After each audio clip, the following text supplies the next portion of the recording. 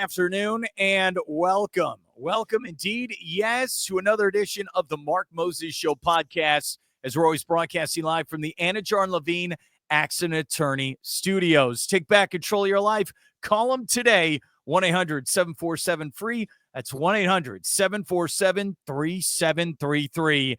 Anidjar and Levine Accident Attorneys. Let's get this fine gentleman on. He's got the hat on like he's Lane Kiffin. I like it. He is from BSN. That's Brevard Sports Network, if you're cool. He is the great Alan Zlotorzynski. Alan, how you doing today? You know, you've kind of made it a little bit in a hyper-local world when you say BSN, and everybody knows what you're talking about, brother. All right.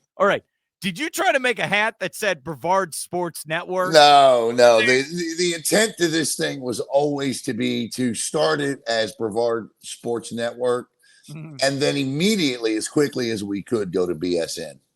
To make it easier. I get it. Sure. To make the T-shirts is probably cheaper just to say BSN as well. We had them at one time. I'm not sure we filled all the orders. I don't know. But the merchandise thing is always a pain with these things. You're absolutely right. Today is August 6th. We are not far away from the Kickoff Classics here in Brevard County. Coming up August 15th on a Friday. I know you're going to be all over it. And I know our good friend Anthony Knockreiner posted this on X Twitter this morning. He gave you high praise. Like, man, these previews you guys are doing are fantastic. I'm reading them. How much work do you put into putting these together and give them to the community? A lot. And quite honestly, I find it much better doing this than visiting each camp. It is so much easier to do it this way. I can talk to the coaches, which I do. I talk to every one of them, texting back and forth on the phone with them, and actually have an opportunity to have a conversation on their free time, not at their camp where I'm sticking a microphone in their face, disrupting or interrupting them for a few minutes during practice when they really don't want to be talking to me. They want to be spending that time with the kids, which they should be. So I find that these previews, I like this. I really do. We've done them in the past, not quite to this in-depth. Normally we'd visit the camps, we'd interview the players. That's the only thing I do miss is interviewing the players. But they'll get plenty of love and attention in interviews throughout the course of the season. So we'll see them then. And right now it's all about the coaches, and it's all about the prep work and getting these teams ready for August 14th and 15th. I think they're important to do because it's something we've talked about in the past. There's so much coaching change, not just in Brevard County, but around the state of Florida. I cover sports just like you. I can't keep up sometime. All right, who's the coach here? What's going on? Yeah. No one's got.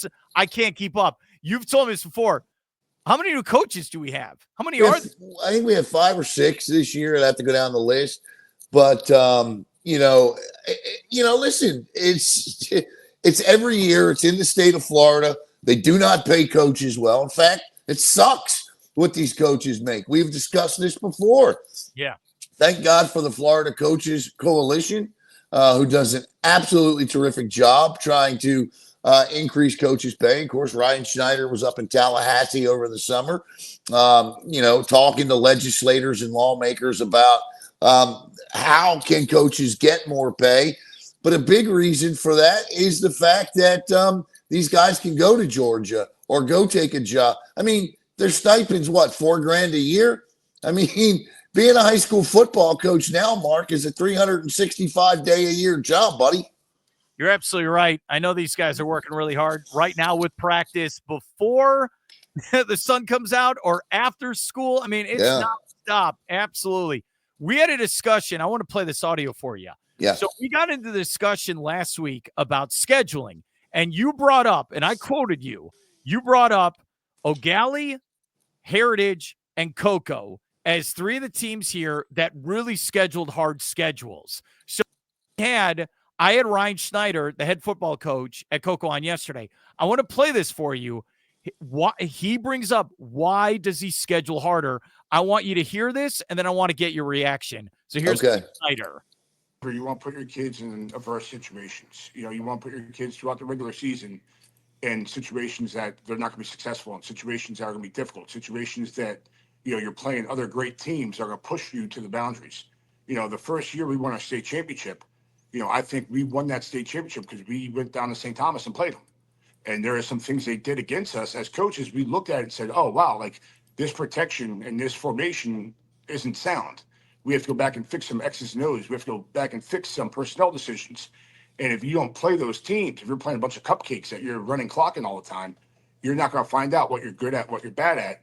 That when you do have to play a Cardinal Mooney or a Berkeley Prep in the third, fourth round, you're ready to go. That what your flaws are, what you're great at, what how you can attack people, and your kids have been in situations before where that the crowd might be going nuts and it might be a road game that you have to walk into averse places and have to perform and have to be focused and have to be able to handle.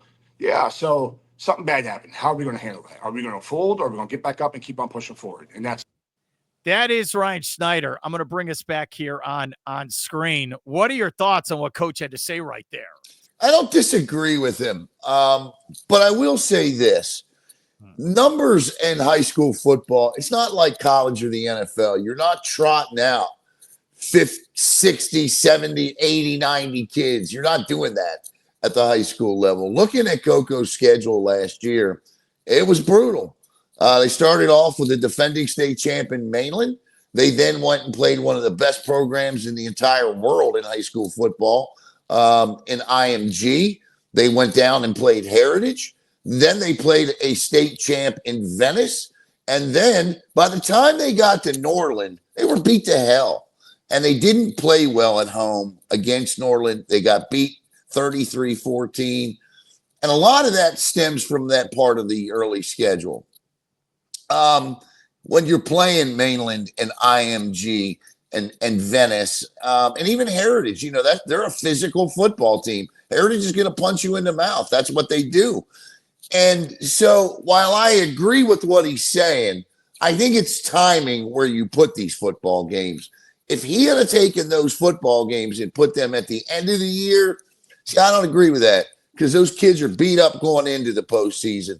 The end of the year, they played their district schedule in the Villages, Astronaut, and Rockledge. Rockledge was a good team last year, but Coco thumped them 37-0 in the Barbecue Bowl. Coco was clearly better.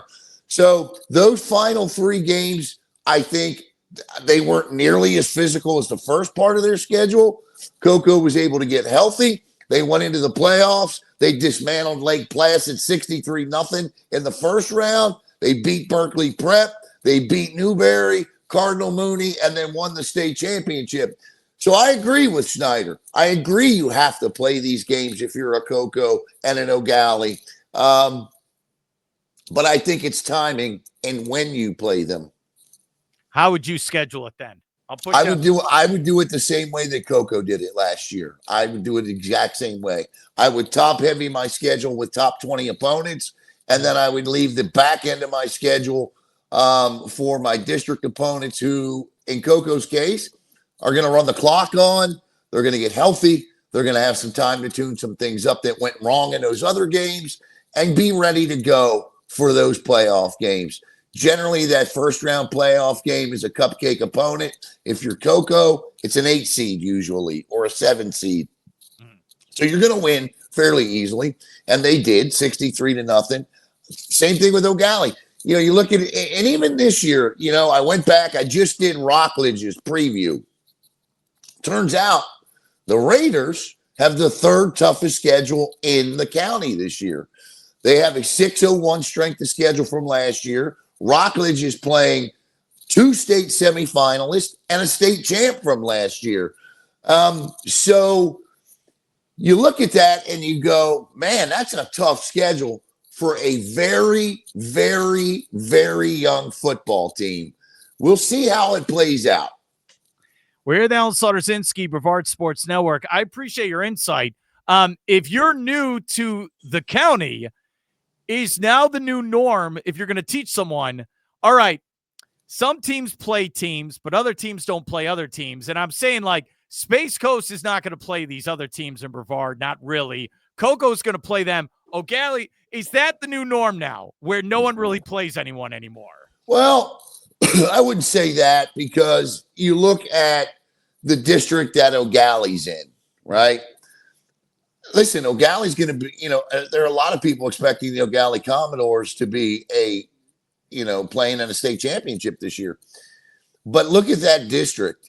By the end of the year, they may not even be the best team in their district. And I'm just saying that because of how good their district is. Their district includes Titusville. Their district includes Merritt Island. And it's got Palm Bay in it, who Kevin Mays is retooling. But O'Galley, Merritt Island, and Titusville faced off. Now, while O'Galley won those games last year, all three of those games were close and could have went either way between all three of those schools. So you have that. And then, of course, you get your rivalry games. You're going to get Space Coast and Astronaut playing. You're going to get Cocoa and Rockledge playing. We get the Beach Bowl back this year with Cocoa Beach and Satellite.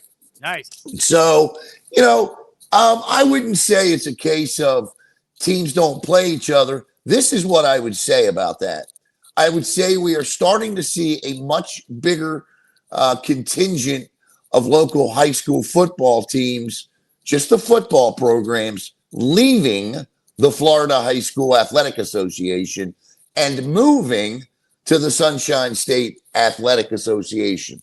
Now, I'll tell you the difference between the two. Last year, Space Coast, the Vipers, they were state champs, right? You saw that. Yeah.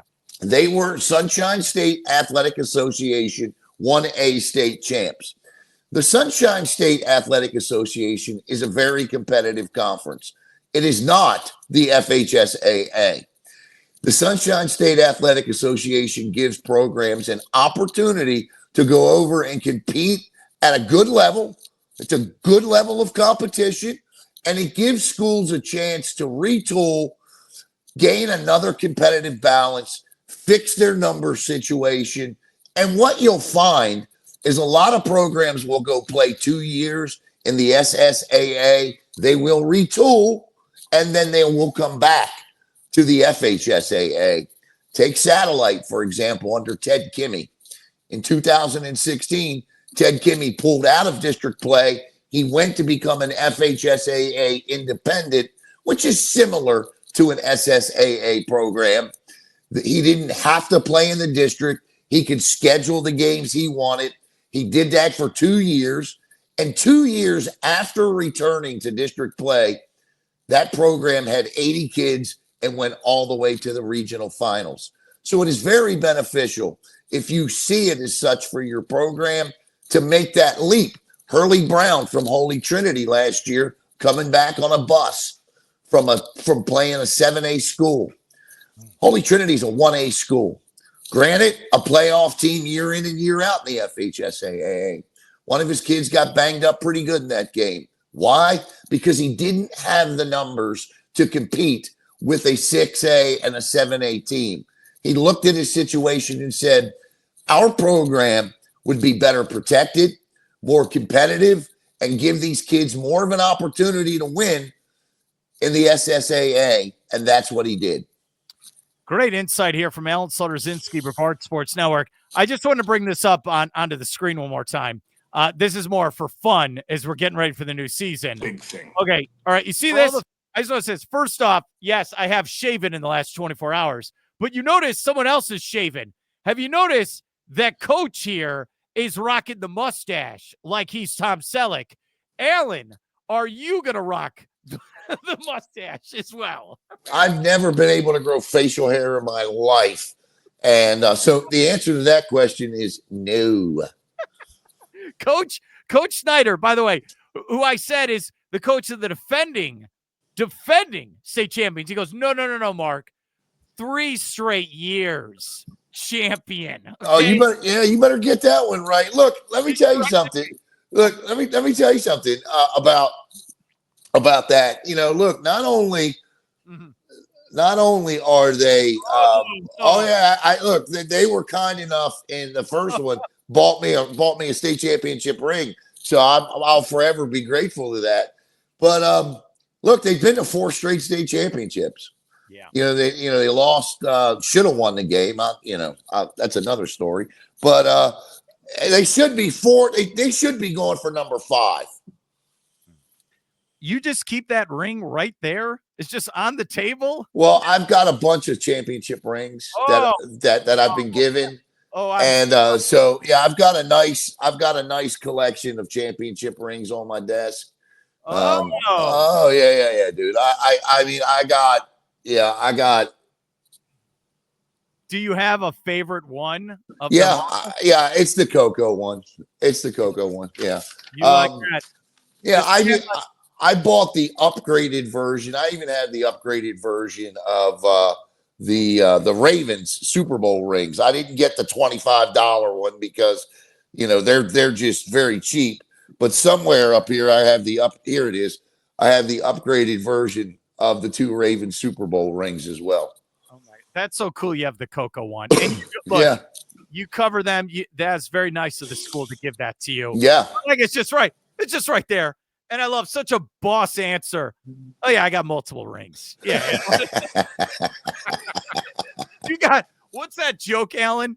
Where they're like, since 97, Jennifer Lopez has 5 rings compared to the Cowboys 0. Right. Oh yeah. It's the truth. That's what it is. All right. So you're doing those preview specials for all the different high school teams. And volleyball. We're doing everyone we've done for football, we've done for volleyball too. I had a discussion also, I took your advice. I'm going around the county. I'm trying to talk to as many people as I can. So this morning, I was joking with Chad Raymond, who does a great job, AD there at Melbourne. And he was breaking down how he used to coach under our guy Steve Englehart at Florida Tech and how, he went over there to Melbourne. And I was joking where, hey, they're really working on girls flag football, trying to build that. Sure. You have volleyball, beach volleyball. Look, dude, I know it's a dumb question to ask him. Hey, is pickleball in the next 10 years? Is that going to be a sport? Well, it's funny you asked. It very well could be. Listen, there is a lot of controversy that surrounds this topic because recently at Merritt Island High School for a few days, this is a balance and a budget thing. There's not infinite money in these budgets to play all of these sports, but there is a demand for them. So I really feel for these athletic directors who have to make these tough decisions. And my man, Tom Finney over at Merritt Island just went through it. God bless him. Where, I'm not sure the exact nature of the circumstances, but it was reported that girls lacrosse was taken off the board and girls flag football would be played in place of it. A young lady got up a petition. I'm going to reach out and interview her, got the necessary amount of signatures, got girls lacrosse restored at Merritt Island. So now they're going to do both. But flag football is very much an up and coming sport, Mark. It's a sport that, like beach volleyball, I'm telling you, is going to be played in every high school in this county. Caleb and I went to Miami a month ago, and we did a girls flag football tournament all weekend. There were 20-some teams there. Every one of those teams were representing a high school around South Florida. And, well, although they couldn't call themselves that because it was a club tournament, they all played for high schools. It is an extremely popular sport. You take a look at the FHSAA and where they hold the girls flag football state championships. They hold them at the Tampa Bay Buccaneers indoor facility. That's cool. Yeah. So there's going to have to be more money in the budgets for these sports. These athletic directors, I'm sure, are scrambling to try to find the money to cover all of these sports. I don't know that they ever can. But listen, it's a growing world. Sports is no different. And flag football, especially when you have the National Football League firmly behind growing this sport. You have this sport coming in the Olympics. Guys are going to play this too, Mark. This is going to be a sport that guys play in high school too. See, I was going to ask that question also. I'm happy you brought that up. If you're watching us right now, don't you think boys high school flag football will become a sport? I say yeah. From the safety, I could see a lot of parents like, yeah, just play that instead. And you probably won't get as injured as much. Why? I hate to say this, and there are probably some baseball coaches out there that would shoot me for this, but why couldn't flag football? Look, as soon as school ends, many of those kids go right to 7-on-7, don't they? Yes. What is flag football? That's what that is. Right. Yeah. So, I think you're going to see a day, Mark, especially if there ever comes a day where there's a potential to make a living at doing it and college plays it.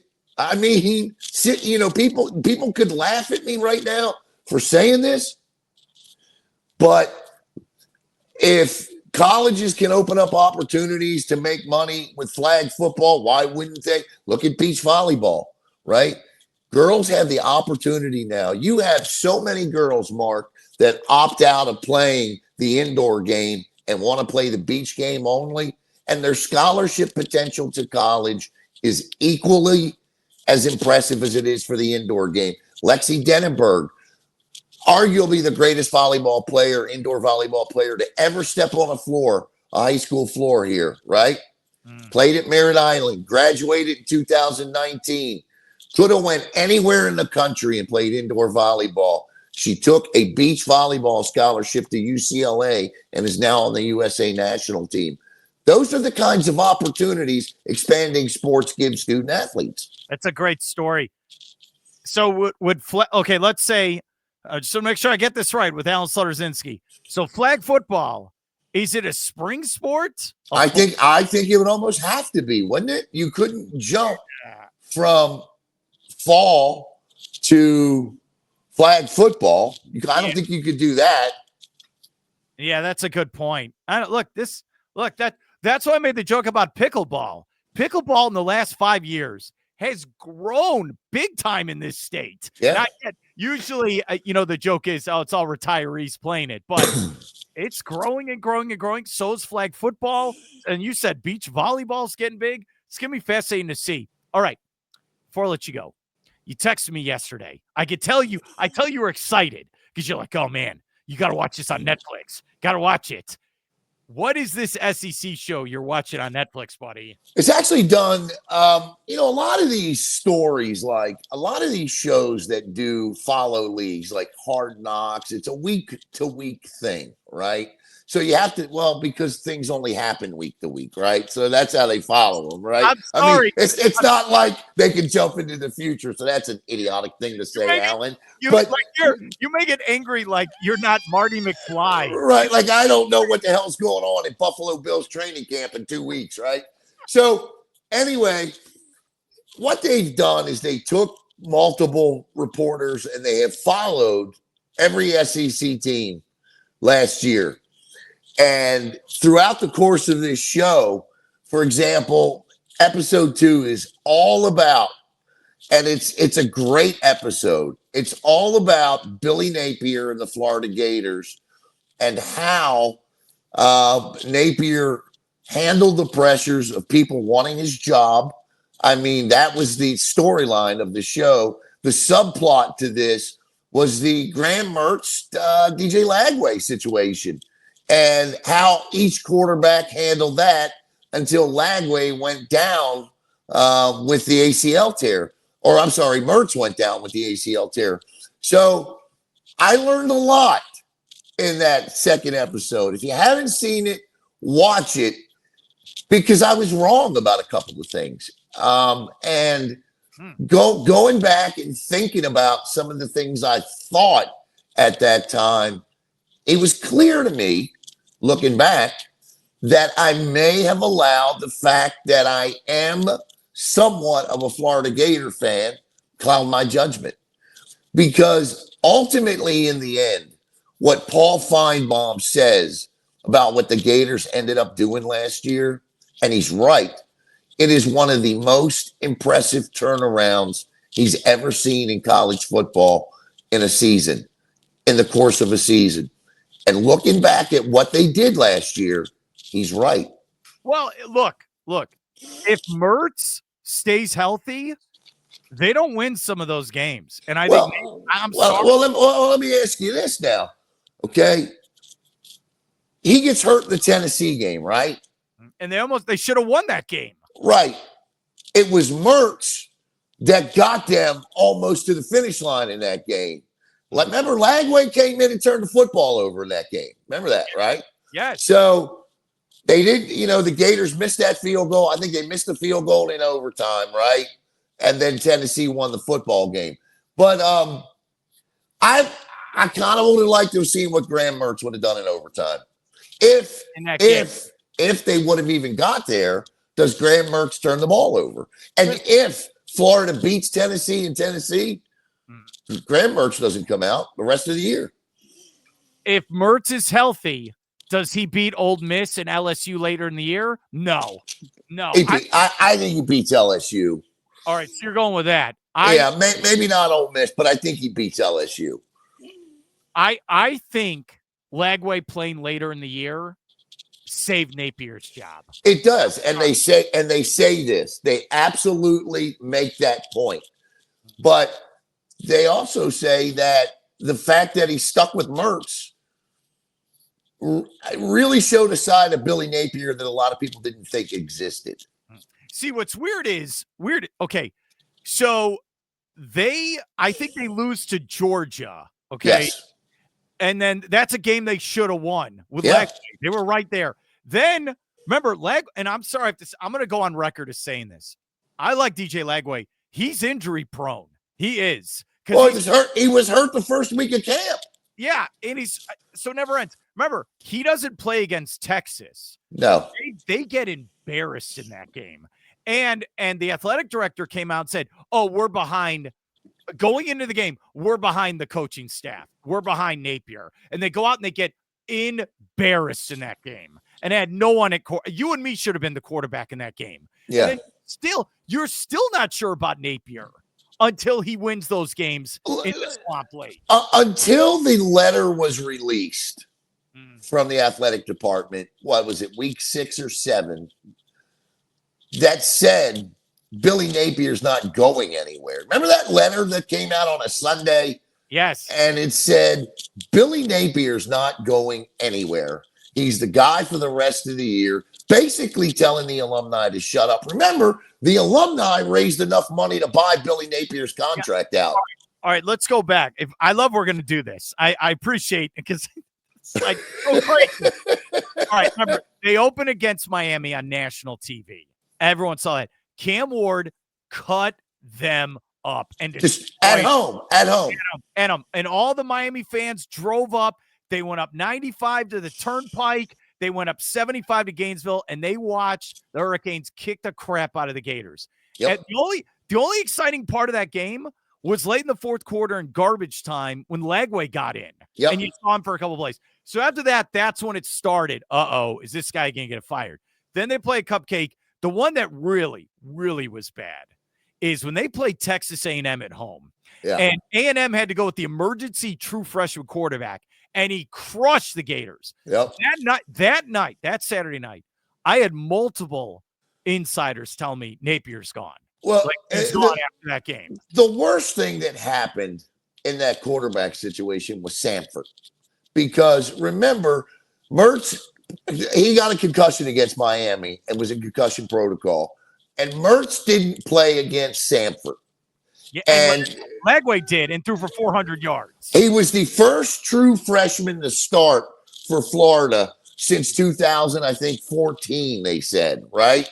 He throws for 450 yards, 5 touchdowns, and he's the savior. But he does it against Samford.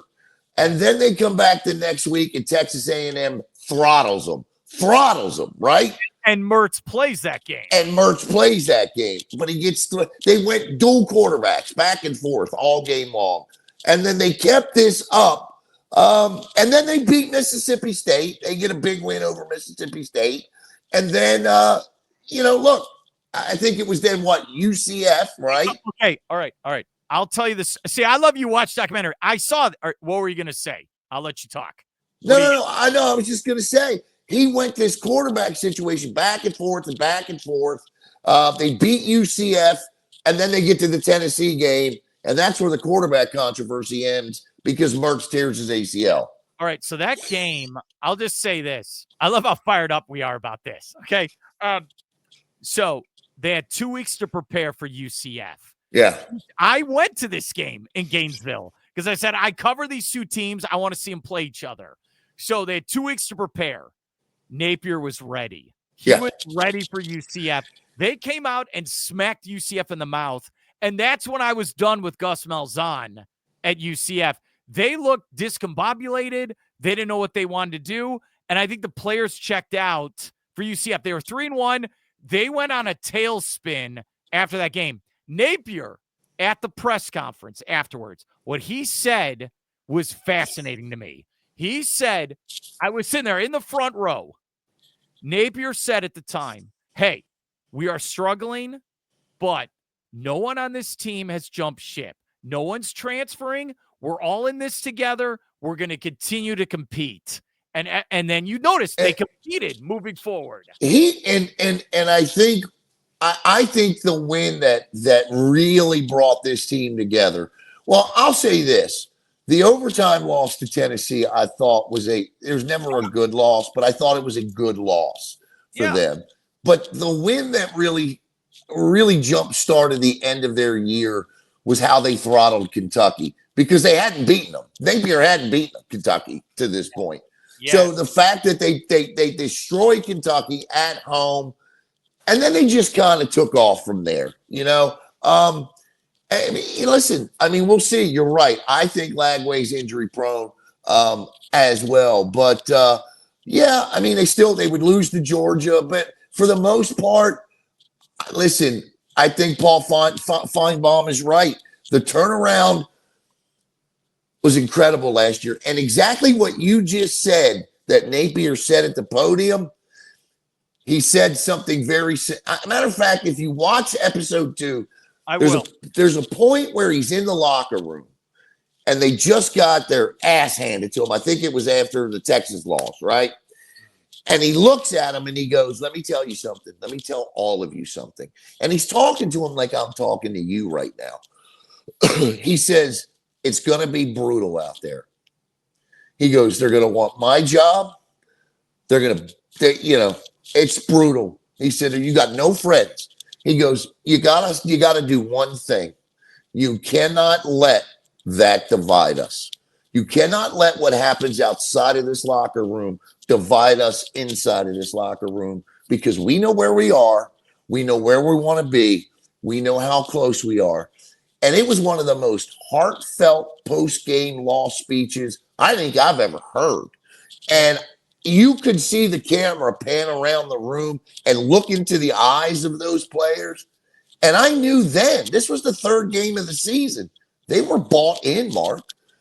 Yeah. They didn't care what people were saying on the outside. And that's why Billy Napier kept his job. You look at this fall. We'll end with this here with Alan Zlotorzynski. I think they can go 9-3, like best case scenario. With this gauntlet, the hardest schedule in college football again. I think if they can get to 3 losses, I think they can make the playoff. You have a stretch early where they're at LSU, at Miami, and then Texas at home. That's the start. That's like the first September and October. Yeah, listen. If they go 9-3 with this schedule, I think they deserve to be a college football playoff team. Now, obviously, we have to see how everything else pans out. Are the teams that make this schedule so difficult going to have the years that we think they are? So we'll see. But yes, I agree with you. I would also tell you it was fun in that SEC documentary to watch episode 1 about Brian Kelly. Because remember how remember Kelly slamming his fist and saying he doesn't know, what is he doing wrong? He couldn't figure out what he was doing wrong because LSU couldn't keep winning. And then they couldn't win a game. And that was fascinating to watch Brian Kelly and LSU work out of that. And the other part of this that fascinated me was Netflix did a terrific job with the Alabama Vanderbilt game. Vandy won that game. Yeah. And it kept Bama pretty much out of the playoff hunt. Yeah. I think since you watched that episode, I know I've been saying this for 5 straight months. We got to go to Florida, Texas. I'm not kidding. I can't. I know you'll have, with BSN, you'll have a game Friday night, which will probably be a big epic showdown. I know it's going to be. Then I know Saturday morning with your coverage, you'll have like Pee Wee football. I know you do a great job with that. I think it's going to be under the lights, ABC, game of the week. I think college game day. Think of, because we've been in press boxes before. It'll be the whole country's going to be watching it. It's the Manning kid versus Lagway. And I think there's going to be every NFL team is going to be in that press box with us. Yeah, just like at the bowl games when you look there and you see all their nameplates and stuff. Let me look. I'll send in a request. Yeah, I'd love to go. Dude, that will be the biggest game at the Swamp since I think 2021 when they should have beaten Bama. That game they lost by a field goal or a touchdown. That game they should have won. That's how it's going to be wild. So, the other one we're going to, I'm sorry. I am dragging you to this. We have got to see Bill Belichick and UNC at the Bounce House. I would love to go to that one. You have to go. Okay. So I asked this to Eric Lopez, who covers UCF. What's that press conference going to be like? Is the girlfriend going to be there saying, you know what I mean? What is it? I got to go just to piss him off with a question. Oh, I know. Yeah. Is she going to be up there with the sleeves? Like no sleeves on. He loses to UCF. He's pissed off. And then like the girlfriend's right there. Like, no. I think watching Bill Belichick and his general manager work the portal, I don't know that they're going to be bad this year. Last year at the Bounce House, they had Travis Hunter, who won the Heisman. So that might have been, and I remember like previewing that game with you and others. Like, is this the most high profile superstar we've had in college football play at UCF at that stadium? I say yes, because then he won the Heisman. Is this now going to be the most famous winning high-profile coach to ever be at the Bounce House? Yeah, it's not going to be Scott Satterfield. Right? So, yeah, I mean, I don't mean any disrespect, Logan Halleck. Logan Halleck played for him at App State. But, listen, I think it is, man. I mean, I still think the biggest game that's ever been played there was the one that me and you went to against Cincinnati that time. It was a night game. Oh, and game day. Right. And then when they hosted Frost's last game the first time, when they hosted Memphis in the American Conference. Yeah, I had to cover a basketball game for TV. I remember you were texting me during that game. Yeah, I was at that game, and we just, we had a great time. I mean, hell of a football game. I could tell we're both ready for football. I'm ready, buddy. I tell you, it's going to be. Listen, you and I both know it's going to be a tough year of me getting around, but I'm going to do it. My heart. I am so excited for football season. Writing these previews, I'm ready to go, man. I'm going to bring you back something. I'm going to. Okay, I know. I'm going to sound, since you brought up all your rings like you're the Green Lantern. I'm going to Europe next week. Okay. I do it every year. I get it all out of my system. Then we go football from the week before Labor Day all the way to Christmas. I gotta bring you back something. You know what I want? Here's what I want. One of my top 3 all-time favorite series was Ted Lasso. Okay, you want some Ted Lasso? I want something Ted Lasso. Okay, so Ted Lasso is supposed to take place in Richmond. Yes. Which is kind of a suburb of London. Right. I've never been there. You want something Ted Lasso. If you find something Ted Lasso, I think I'll text you the team that they were modeled after because there is no soccer team. It was a made-up soccer team, but it's a fictional team. Yeah, they're not Crystal Palace. Crystal Palace is the real team. Yeah, Crystal Palace is a real team, but they're Richmond, right? Right. Yeah. But